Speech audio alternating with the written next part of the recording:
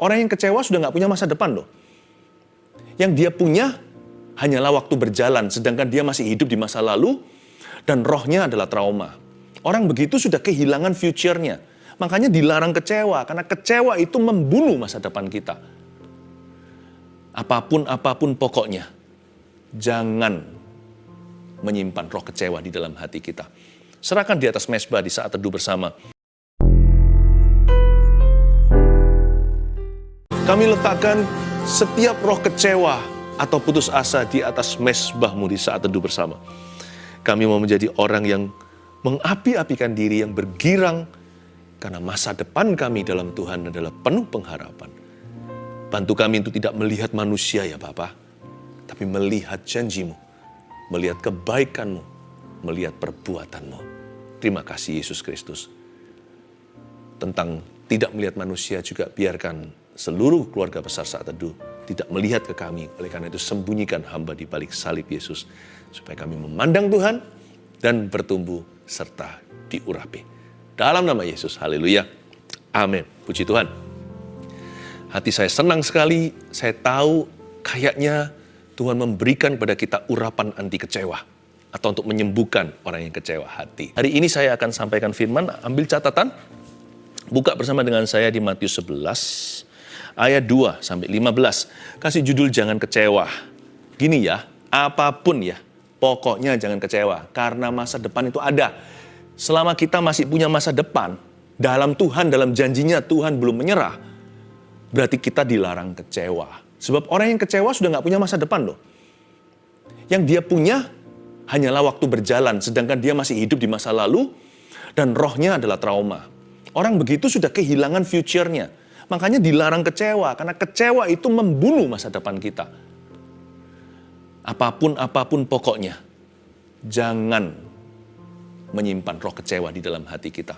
Serahkan di atas mezbah di saat teduh bersama. Hari ini saya larang di dalam nama Yesus, setelah nanti berakhir saat teduh ini, siapapun masih kecewa hati. Jangan kecewa. Kita belajar dari suatu tokoh yang luar biasa namun nyaris bahaya, yaitu Yohanes Pembaptis. Matius 11 ayat 2 sampai 15, mari kita baca.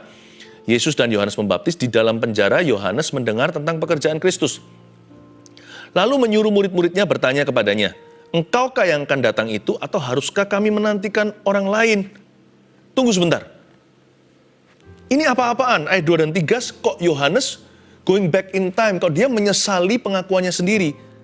Seingat saya di Yohanes 1 ayat 29 sampai 34, nggak usah dibuka. Panjang lebar di sana, ceritanya cukup lengkap. Yohanes Pembaptis melihat Yesus datang. Sekalipun mereka cousin, kayaknya mereka nggak pernah bertemu ketika mereka growing up. Mereka itu beda kota, nggak seperti zaman sekarang transportasi mudah. Sepertinya mereka itu tumbuh sendiri-sendiri, tidak pernah ketemu lagi. Jadi Yohanes Pembaptis tidak mengenali siapa orang itu. Tapi Yohanes Pembaptis tiba-tiba mendapatkan sebuah intuisi dari sorga, dan dia langsung berkata, itulah anak domba Allah yang mengangkat dosa dunia. Lalu bukan hanya itu, Yohanes pun mengaku. Demikianlah pengakuannya, dia berkata, maka aku sendiri mengakui bahwa orang ini yang akan datang. Orang inilah yang menjadi Mesias gitu ceritanya. Lalu Yohanes bersaksi bahwa dia melihat burung merpati turun. Langit terbuka, sedangkan dia pernah mendapatkan sebuah amanah.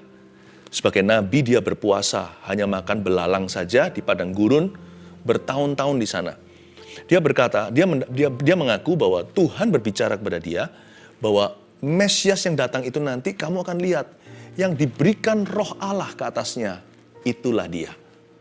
Dan Yohanes mengaku, sekalipun dia tidak mengenal Yesus, tapi ketika melihat burung merpati itu turun, langit terbuka, dia tahu inilah dia. Bukankah dia sudah mantap sekali, dia mengaku dialah yang akan datang itu, dan dialah juru selamat dunia.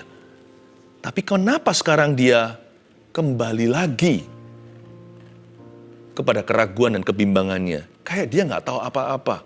Di dalam penjara Yohanes mendengar tentang pekerjaan Kristus, lalu menyuruh murid-muridnya bertanya kepadanya. Murid-murid Yohanes disuruh kepada Yesus untuk bertanya, "Hello, Engkaukah Mesias atau engkaukah yang akan datang itu? Atau haruskah kami menantikan orang lain? Apa yang salah? Pertama-tama ayat 2, di dalam penjara. Yohanes dipenjara karena menegur seorang raja yang bernama Herodes karena mengambil istri saudaranya. Jadi pernikahan mereka itu zina. Yohanes menegur kan seorang politikus lalu dipenjara. Di dalam penjara mungkin karena lama di sana dia stagnan di situ, nggak bisa keluar, juga nggak dihukum mati, dibiarkan di sana, proses hukumnya dilambat-lambatkan. Yohanes nggak ngerti mau apa ini, maju kena, mundur kena, maju nggak bisa, mundur nggak bisa. Posisi stuck itu rawan kecewa. Hati-hati. Mungkin bukan penjara, tapi penjara jiwa. Beberapa orang terus di rumah, lama-lama jadi paranoid jiwanya. Meskipun kita harus hati-hati, saya mengerti. Kita harus menjaga protokol kesehatan dan sebagainya. Tapi banyak orang itu sudah mati kutu di dalam sini. Posisi apapun dalam hidupmu yang sifatnya stagnan, itu rawan kecewa. Kok begini ya? Doaku yang nggak dijawab dan juga tidak ditolaknya. Jadi gimana ini? Apa-apaan? Maunya gimana? Apapun dalam hidup ini yang posisi stagnan, posisi stuck maksudnya, itu sangat rawan. Sampai kapan? Aku tidak punya kepastian. Melulu begini boring sekali, hidupku jenuh ah. Hati-hati. Ketika Yohanes di dalam penjara, mulai masuk virus ragu, bimbang, mempertanyakan diri, mempertanyakan Tuhan. Mulai dia kecewa dengan kehidupan. Bukankah Allah yang kulayani sebagai nabi ini? Kenapa dia tidak pernah menilik aku di penjara? Sedangkan di luar sana terjadi pesta pora Yesus dan revival serta kebangunan rohaninya. Apa-apaan ini? Kenapa aku dilupakan? Aku tidak lagi di dalam tangan Tuhan kayaknya. Sudah nggak ada dalam pikiran. Sudah tidak ada di dalam ruang matanya. Hello, are you there? Halo, masihkah engkau ada di atas sana, di atas tahta? Masih peduli nggak sama nabi kecil ini? Mulai mengasihani diri sendiri. Yohanes loh ya, ini raksasa iman. Jadi jangan main-main. Kalau orang begini aja masih bisa rawan. Apalagi Anda dan saya. Posisi stuck itu rawan kecewa. Lalu selain itu, dia kan bertanya, engkau kayak akan datang itu. Padahal tadinya sure atau pasti sekali. Malah dia bersaksi mengaku kok, dialah yang akan datang ini. Aku melihat sendiri dengan mata kepala aku, burung merpati turun. Tadinya aku tidak mengenali dia, tapi gara-gara lihat tanda, aku tahu inilah dia. Dia sendiri berkata demikian. Malah awal-awal belum ada tanda pun, rohnya berseru. Dialah anak domba Allah yang mengangkut dosa dunia.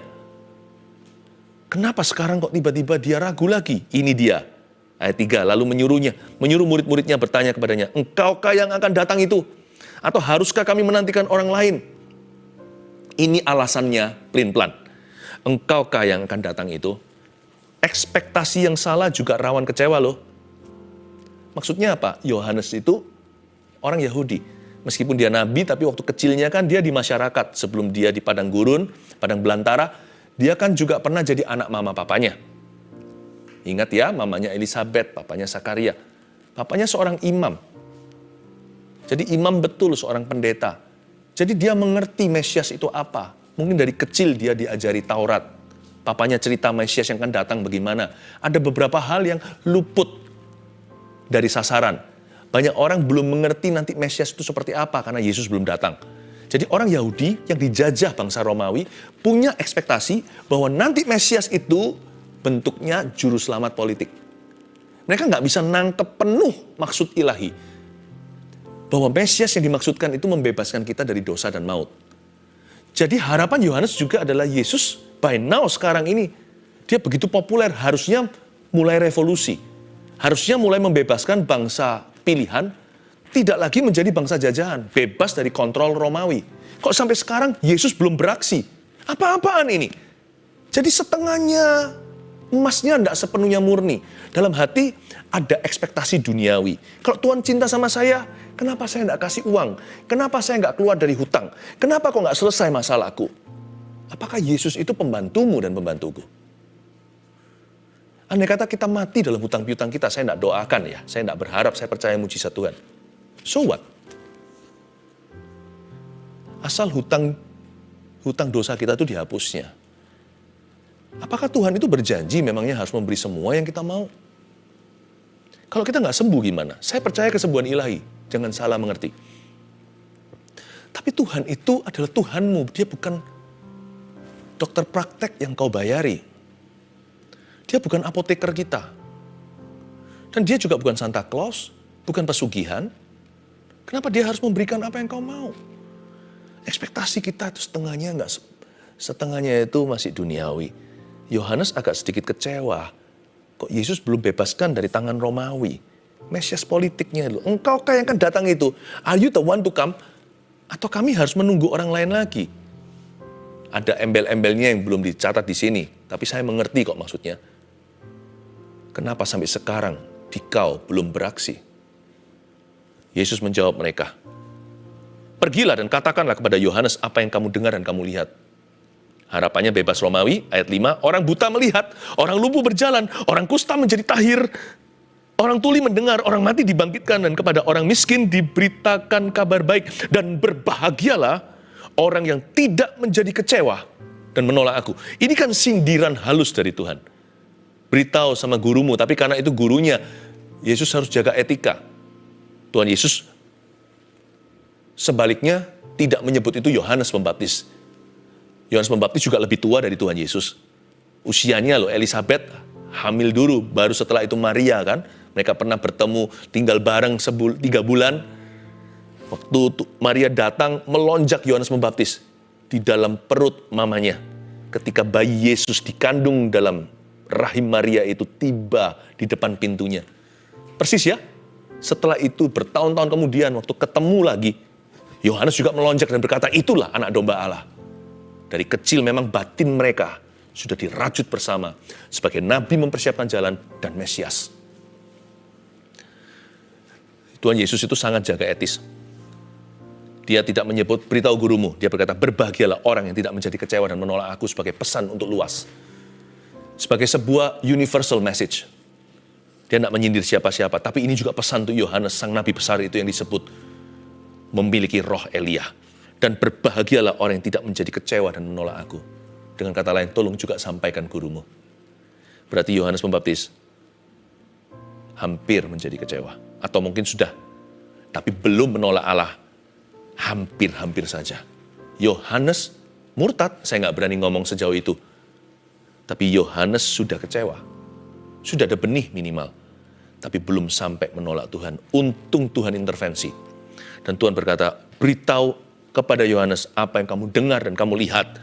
Orang buta melihat, orang lumpuh berjalan, orang kusta tahir, orang tuli mendengar, mati pun dibangkitkan. Catat beberapa poin sederhana. Kenapa jangan kecewa? Nomor 1 dari ayat yang kita baca, ayat 4. Yesus menjawab mereka, pergilah dan katakanlah kepada Yohanes, apa yang kamu dengar dan kamu lihat. Pertama, kenapa jangan kecewa? Sebab orang yang kecewa tidak akan melihat pekerjaan Allah. Orang yang kecewa tidak akan melihat pekerjaan Tuhan. Entah luput melulu alias nggak jodoh. Jadi kecewa itu, kalau kita kecewa hati, kita nggak akan jodoh sama karya-karya Tuhan berikutnya. Kok bisa ya?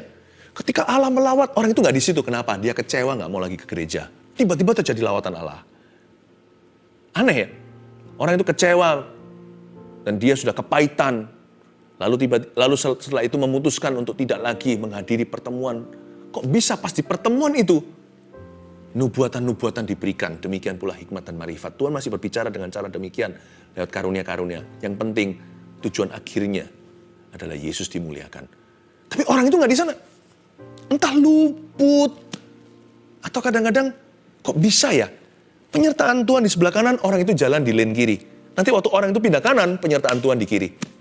Nggak pernah, jodoh nggak pernah ketemu. Karena roh kecewa itu tidak bisa berjalan bersama-sama dengan Roh Kudus. Daging tidak bisa sinkron dengan roh. Barang siapa hidup dalam daging, dia tidak akan menggenapi keinginan roh. Sebaliknya, jikalau dengan kuasa roh kau mematikan perbuatan daging, kamu akan hidup. Kadang-kadang luputnya juga bukan karena kesengajaan. Tapi ada juga orang-orang yang sengaja luput. Diberitahu Tuhan sedang bekerja, aku nggak mau gitu-gituan. Dulu aku anak Tuhan. Ada orang yang luput, tapi ada orang yang sengaja meluputkan diri dari pekerjaan Allah. Dia semakin menjauh seperti Firaun, hatinya membatu. Orang yang kecewa, tambah hari tambah keras. Dan dia lihat Tuhan bekerja pun dia tidak terjamah. Dia melihat Tuhan berbuat sesuatu yang hebat pun dia tidak mengaguminya.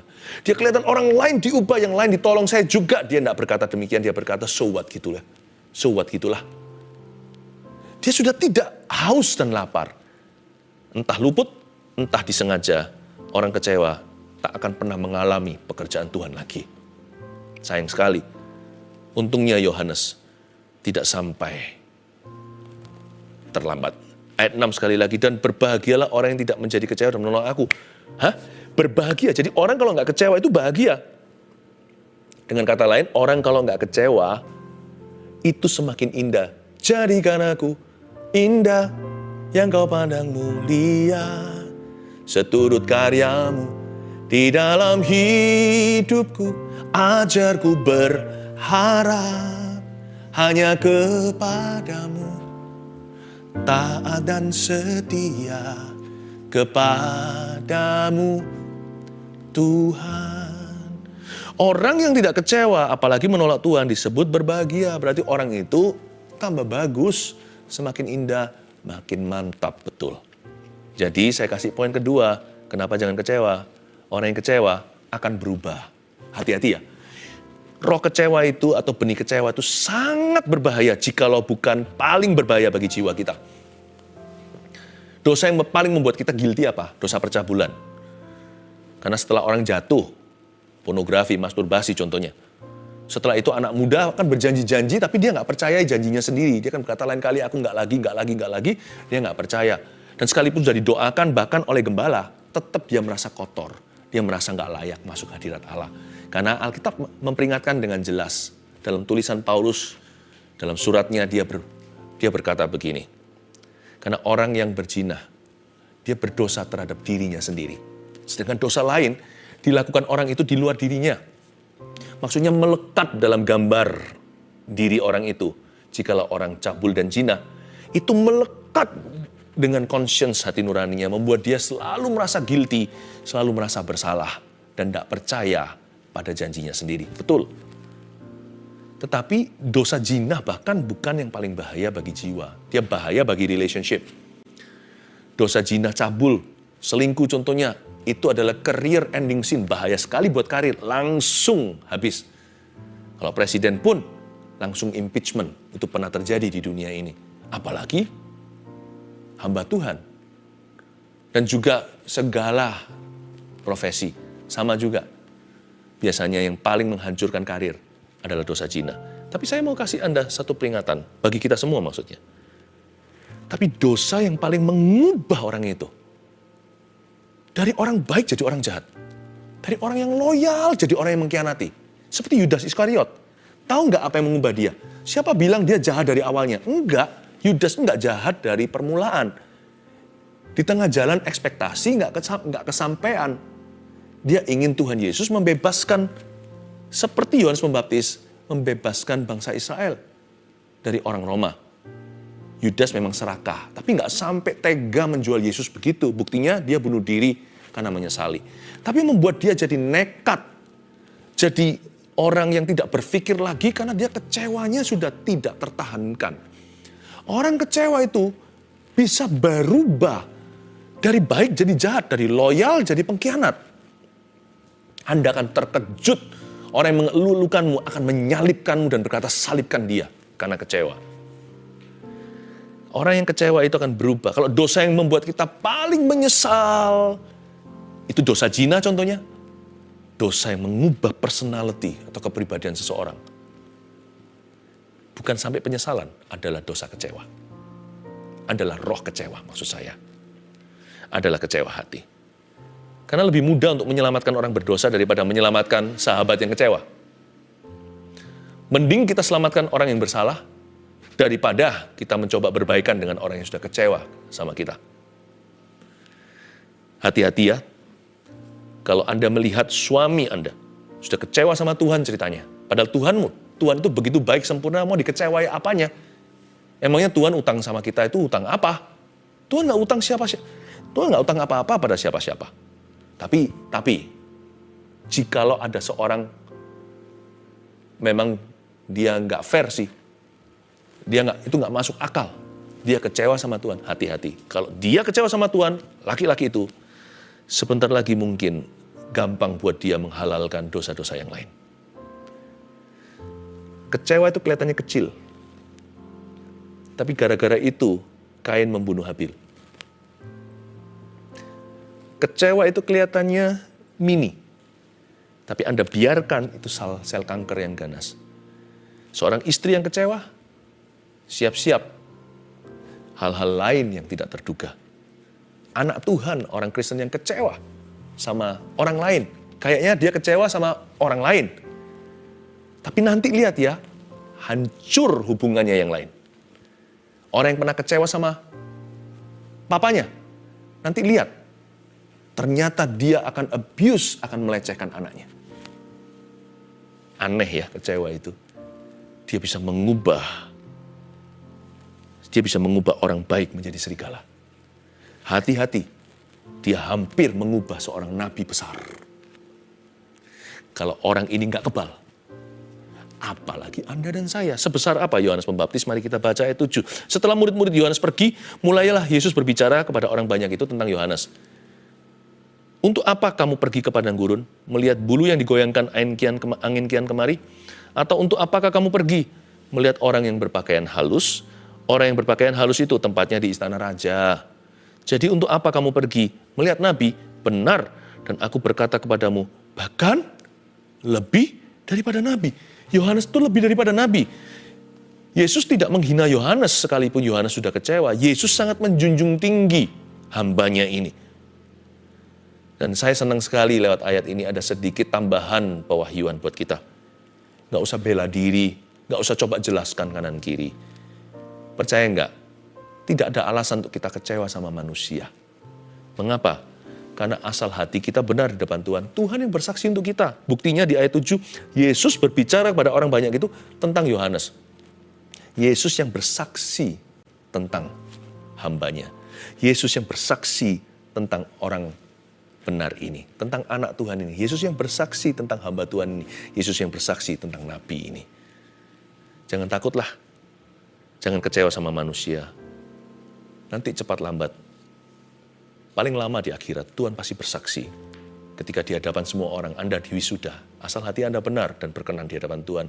Ketika Tuhan berkata, masuklah dalam sukacita Bapakku, hamba yang kukenan. Kepadanya, aku tunjukkan perkenananku. Nanti ada waktunya Tuhan bersaksi untuk setiap orang yang dibenarkan oleh Tuhan. Tapi Yohanes ini lebih daripada nabi, saya jelaskan. Karena tentang dia ada tertulis ayat 10, lihatlah aku menyuruh utusanku mendahului engkau. Ia akan mempersiapkan jalanmu di hadapanku. Aku berkata kepadamu, sesungguhnya di antara mereka yang dilahirkan oleh perempuan tidak pernah tampil seorang yang lebih besar daripada Yohanes Pembaptis. Namun yang terkecil dalam kerajaan sorga lebih besar daripadanya. Apa maksudnya? Di ayat 9 dikatakan bahwa Yohanes itu lebih daripada nabi. Ya. Dan dari antara semua orang yang dilahirkan oleh perempuan, tidak pernah tampil seorang lebih besar daripada Yohanes Pembaptis ini. Begini, semua nabi, imam, raja di perjanjian lama, hitunglah semua dari Adam dan Hawa, semua bergantung sama Yohanes punya ministry. Yohanes Pembaptis ini nabi terakhir perjanjian lama yang masuk di arena perjanjian baru.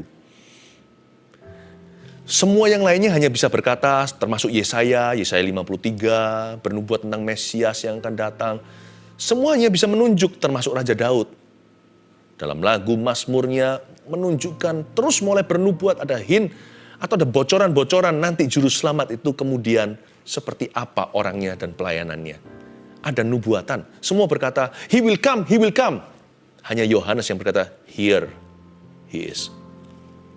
Dia lebih besar dari semua orang yang dilahirkan dari perempuan. Semua berkata dia akan datang. Yohanes berkata dia sudah datang. Inilah anak domba. Inilah anak domba Allah yang memikul dosa dunia. Makanya itu, berarti orang ini urapannya berlipat-lipat kali ganda. Nggak ada apa-apanya itu kalau secara pelayanan yang perjanjian lama semuanya nggak ada apa-apanya sama dia. Makanya dia disebut sebagai orang yang datang dalam roh Elia padahal nggak ada satu mujizat pun terjadi dalam pelayanan Yohanes Pembaptis ini. Mengapa? Karena semua mereka inilah yang lari estafet tongkat terakhir di tangan Yohanes Pembaptis sebelum ke tangan Yesus. Semua nabi dari Abraham bahkan, semua bergantung pada lap terakhirnya Yohanes. Berarti sorga punya keperluan dan kepentingan. Betapa besar urapan orang ini. Itu pun kena satu toksik namanya roh kecewa. Hampir menolak Tuhan. Peringatan for you and me. Untuk Anda dan saya. Makanya saya satu hal yang saya janji sama diri sendiri. Apapun saya ngomong sama diri sendiri, saya nggak akan mau kecewa. Saya nggak akan pernah kecewa. In Jesus' name. Kenapa? Kalau saya kecewa, hari itu berubahlah Philip Mantova. Saya nggak akan sama jadi pendeta, nggak akan sama jadi ayah, nggak akan sama jadi suami, nggak akan sama jadi papa, nggak akan sama jadi orang Kristen, saya nggak akan sama jadi teman, nggak akan sama jadi rekan, jadi kawan, saya nggak akan sama jadi sahabat, saya nggak akan sama jadi orang. Saya nggak akan sama jadi anak, nggak akan sama jadi saudara, saya nggak akan sama. Toxic. Even giants, bahkan raksasa-raksasa iman, bahkan sang raksasa iman ini hampir jatuh dari panggilannya. Satu hal, apapun saya ngomong sama diri sendiri, saya nggak mau kecewa. Kecewa itu pancingannya banyak. Bisa 3 hal yang paling tidak. Kecewa sama Tuhan, itu yang paling absurd. Itu yang paling nggak masuk akal. Emangnya kita punya hak apa, hai manusia, kecewa sama dia? Kita pernah beri apa kalau bukan masalah? Dia beri segala sesuatu. Udahlah, waktunya setting ini kita tutup. Jangan kecewa, kita nggak berhak di hadapannya. Tapi itu juga suatu yang realistis. Banyak orang kecewa sama Tuhan soalnya. Itu mengubahmu. Selain itu bisa kecewa sama orang lain. Kecewa sama sesama orang Kristen itu lebih parah. Karena Kristennya disangkut-sangkutkan. Padahal Kristus nggak seperti dia. Orang yang mengecewakan Anda itu kan juga melanggar Kristus. Ya kan? Tapi kalau Anda kecewa, Anda juga melanggar Kristus. Kecewa sama orang lain, yang nggak Kristen atau yang Kristen, pokoknya sama orang, itu kebodohan. Ya. Lalu kecewa sama diri sendiri. Nah, ini banyak orang alami. Aku kecewa sama diriku sendiri. Dirimu dan diriku sudah dibeli loh. Kecewa sama diri sendiri berarti kecewa sama tuannya. Siapa yang jadi Tuhanmu? Ya Tuhan Yesus. Makanya orang yang kecewa sama dirinya juga pasti menjauhi Tuhan. Orang yang kecewa sama diri pasti jauh dari Tuhan. Janganlah hati-hati dengan pancingan kecewa. Ada banyak soalnya. Saya beritahu sama diri sendiri, karena ini toksik sekali. Saya tidak akan kecewa. Saya ngomong begini bukan berarti sok benar, sok kuat, ya kan, sok kebal. Enggak. Saya komitmen di depan, saya jelaskan pada jiwaku sendiri.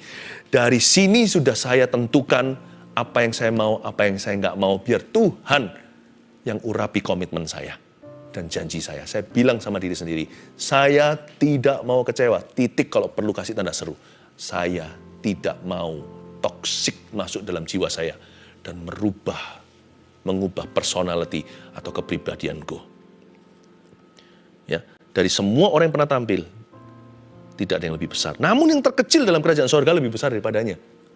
Luar biasa, Tuhan itu memuji. Kenapa sih yang terkecil dalam kerajaan sorga lebih besar daripadanya? Singkat aja. Yohanes itu mati ketika Yesus masih beraksi. Orang lumpuh berjalan, orang mati dibangkitkan. Orang kusta disembuhkan. Tapi setelah itu dia mati kan, dipenggal sama Herodes. Dia jadi martir. Lalu Yesus naik ke kayu salib, Yohanes nggak di situ. Yesus bangkit, udah nggak ada. Naik ke sorga apalagi. Turun Roh Kudus, Yohanes sudah jauh sebelumnya meninggal dunia. Itulah sebabnya kita ini lebih hoki, gitulah bahasanya. Kita lebih bahagia yang terkecil dalam kerajaan sorga. Kita ini jangan suka mengecilkan diri sendiri.